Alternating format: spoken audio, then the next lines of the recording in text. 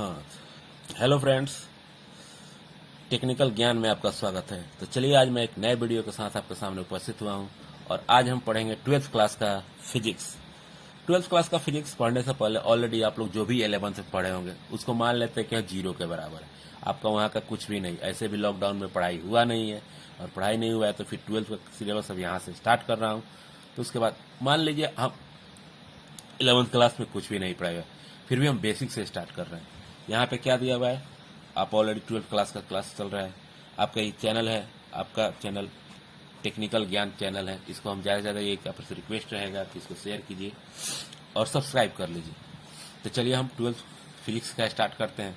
12th physics में total whole syllabus है क्या, ये पहले हम जान लेते हैं, उसके बाद हम बात करते हैं।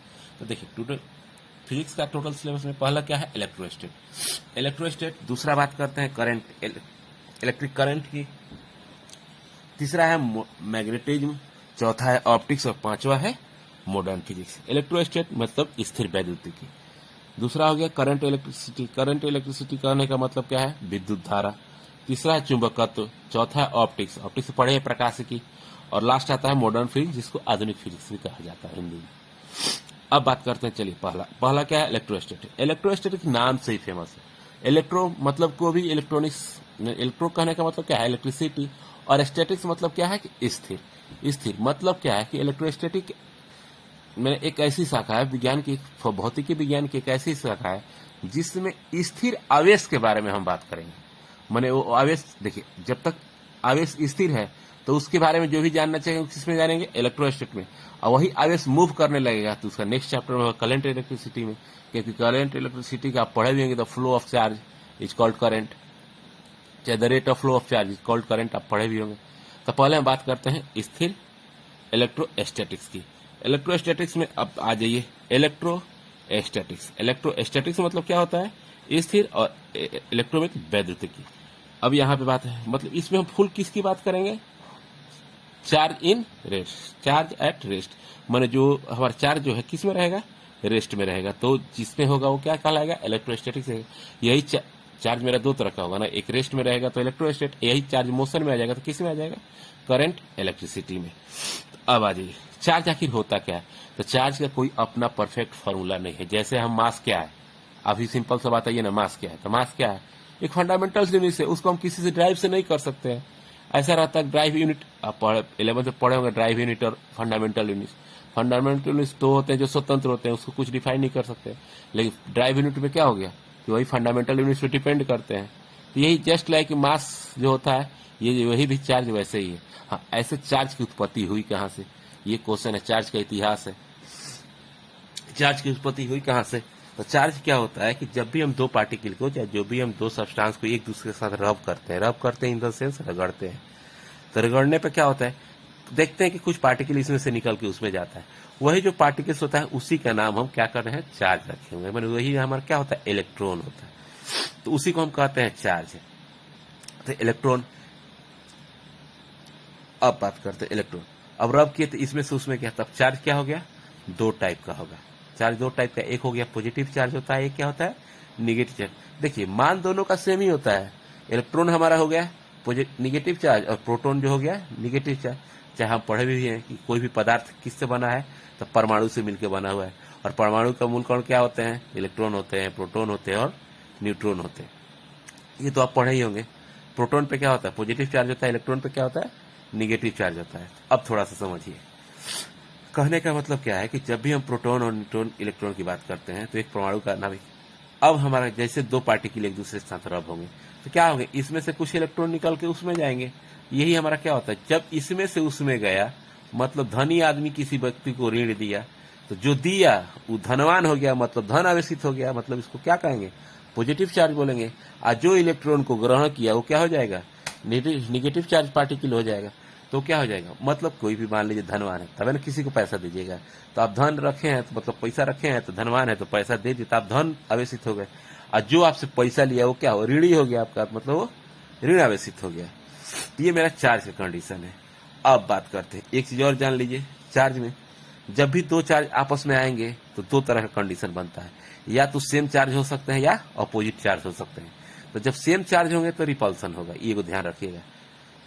सेम चार्ज मतलब माइनस माइनस होगा तो क्या होगा, दोनों के बीच रिपल्सन होगा मतलब प्रतिकर्षण होगा। और यही हमारा क्या होता है, जब अनलाइक चार्ज मतलब विपरीत, कोई प्लस और माइनस प्लस प्लस आया तभी रिपल्सन होगा, माइनस माइनस आया तभी रिपल्सन होगा, तो इसको बोलते हैं लाइक चार्ज मतलब सेम चार्ज। और बात करते हैं अनलाइक चार्ज की, तो अनलाइक चार्ज में क्या होता है कि प्लस और माइनस आएगा तो इन दोनों के बीच आकर्षण होता है, आकर्षण बल कार्य करता है, मतलब दोनों एक दूसरे से आकर्षित होते हैं।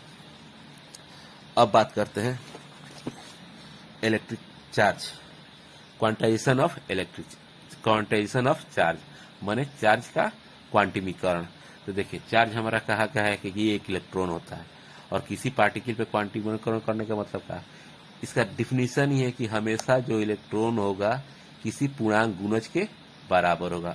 पूर्णांक गुणज कहने का मतलब क्या, 1 2 3 4 -2 -5 ये सब इसी के प्रोडक्ट में होता है। इसीलिए इसका क्वांटिमीकरण का फॉर्मूला क्या होता है, मान लीजिए कुल आवेश पूछ दे तो plus minus q n e. अब कॉपी पे देखिए क्यू एन ई, एन क्या है -1 2 3 4 5 लिख सकते हैं, चाहे 1 2 3 4 5 लिख सकते हैं। मानिए कभी भी होगा तो क्या होगा, पूर्णांक के गुणज, ऐसा नहीं होगा कि 2.5 के गुणज होगा, 3.6 का गुणज होगा, चाहे -5.6 का गुणज होगा, ये दशमलव में नहीं, जो भी होता है होल पूर्णांक में होता है। तो इसी को बोलते हैं क्वांटिमीकरण कहा जाता है। जैसे देखिए कुछ नोट्स टाइप का है, उसको आप लोग देख सकते हैं। अब देखिए नोट करना है तो नोट कर सकते हैं, आवेश का क्वांटिमीकरण। इसका आवेश का ऐसे भी आप लोग जानते हैं कि आवेश, इलेक्ट्रॉन पर आवेश कितना होता है, लिख लीजिए इसको, इलेक्ट्रॉन पर आवेश कितना होता है -1.6 × 10⁻19 कूलम, तथा इलेक्ट्रॉन का द्रव्यमान कितना होता है 9.1 × 10⁻31 kg। अब तो ये तो इलेक्ट्रॉन का हो गया। अब बात करते हैं प्रोटॉन, इसमें नहीं लिखा हुआ लेकिन मैं बताता हूँ। प्रोटॉन का क्या होता है, प्रोटॉन का भी जो आवेश होता है सेम ही होता है, प्लस प्लस होता क्या है, प्रोटॉन का भी आवेश सेम ही होता है, बस इलेक्ट्रॉन में जहाँ माइनस होता है वही प्रोटॉन में क्या हो जाएगा प्लस, क्योंकि ऑलरेडी आप जानते हैं कि इलेक्ट्रॉन क्या होता है ऋण आवेशित होता है और प्रोटॉन क्या होता है उसमें प्लस होता है। लेकिन यही न्यूट्रॉन के पास, न्यूट्रॉन क्या होता है उदासीन, आप लोग को पता होना चाहिए, 11th में भी पढ़े होंगे। तो ये हमारा हो गया कि प्रोटॉन की मास ऑफ, चाहे तो यहाँ लिख सकते हैं पी पर आवेश कितना हो जाएगा, अब चाहे तो लिख सकते हैं, तो इसका ही प्लस में लिख दीजिए 1.6 × 10⁻−19 कूलम। अब बात की प्रोटॉन पर मास कितना हो जाएगा, तो मास के लिए क्या होता है 1.6 × 10⁻27 kg, मतलब ये इलेक्ट्रॉन से 1000 गुना भारी होता है। ये आप दिमाग में बैठा लीजिए कितना है। अब नेक्स्ट हेडिंग आती है कि आखिर आवेश के मूल गुण क्या है। आवेश के मूल गुण, ये हमेशा क्वेश्चन पूछा जाता है कि आवेश के फंडामेंटल प्रॉपर्टी बताइए, मैंने आवेश का मूल गुण क्या होता है। कॉम्पिटेटिव एग्जाम में पूछते हैं, यहाँ तक ISC लेवल का जो एग्जाम होता है, 12th लेवल का एग्जाम होता है, उसमें बिहार बोर्ड हो या कोई भी बोर्ड हो तो उसमें पूछा जाता है।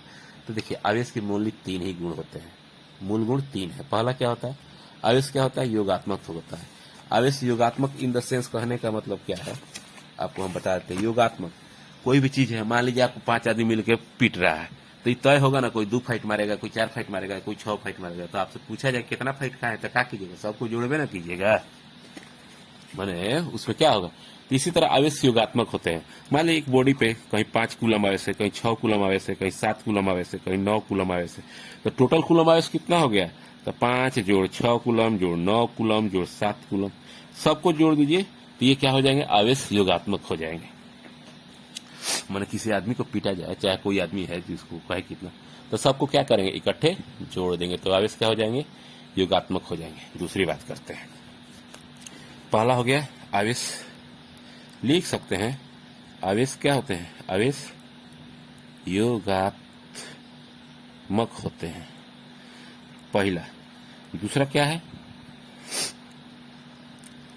आवेश हमारा क्या होता है, आवेश रक्षित होता है, संरक्षित होता है, मतलब किसी भी निकाय में चाहे कोई भी सिस्टम हो, आवेश हमारा क्या होता है संरक्षित होता है, मतलब नियत रहता है।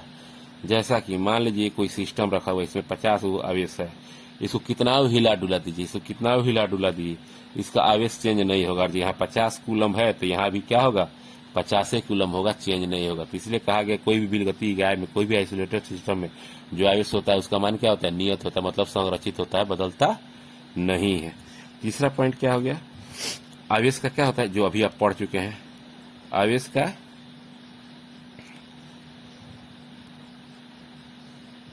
आवेश का क्वांटमीकरण होता है।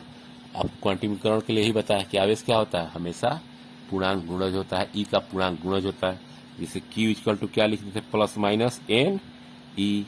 ये हमारा क्या हो गया, आवेश क्वांटमीकरण हो गया। ठीक है, समझे यहाँ तक। तो यही मेरे 3 गुण है जो हमेशा बोर्ड में पूछे जाते हैं।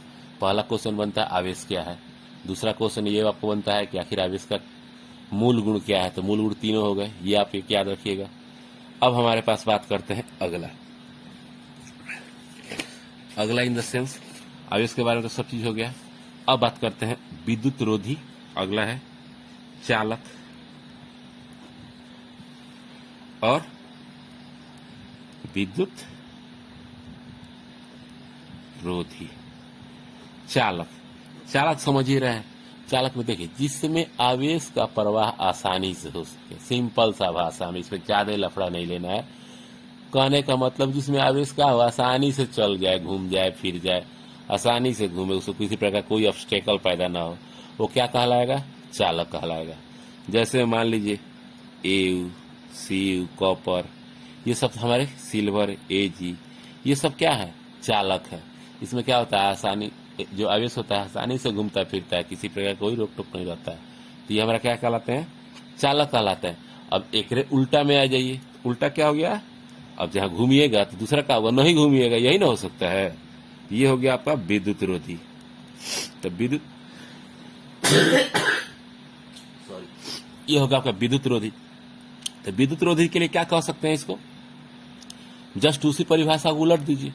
मैंने उलटने का इंसेंस आप तो समझ ही रहे हैं ना। उसमें क्या था कि इसमें आसानी से घूम सकता है, ये हो गया जिसमें आसानी से नहीं घूम सकता है।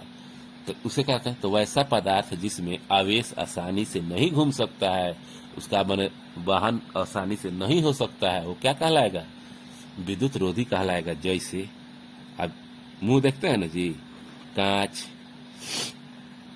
हो गया आपका, लकड़ी नहीं, लड़की मत समझिएगा, लकड़ी बोली है हमें। बताओ आप लोग आते समझिए कि लड़की बोल रहे हैं, तो लड़की को छुआइए ना, करंट मारेगा, ढीमला जाएगी वहीं पे। तो इसलिए कांच हो गया, लकड़ी हो गया, बहुत सारे इंसुलेटेड पदार्थ हैं जिसमें आवेश का प्रवाह नहीं होता है। ठीक है, अब यहां तक था। अब इसका जस्ट अगला टॉपिक है, अगला टॉपिक में आ जाइए।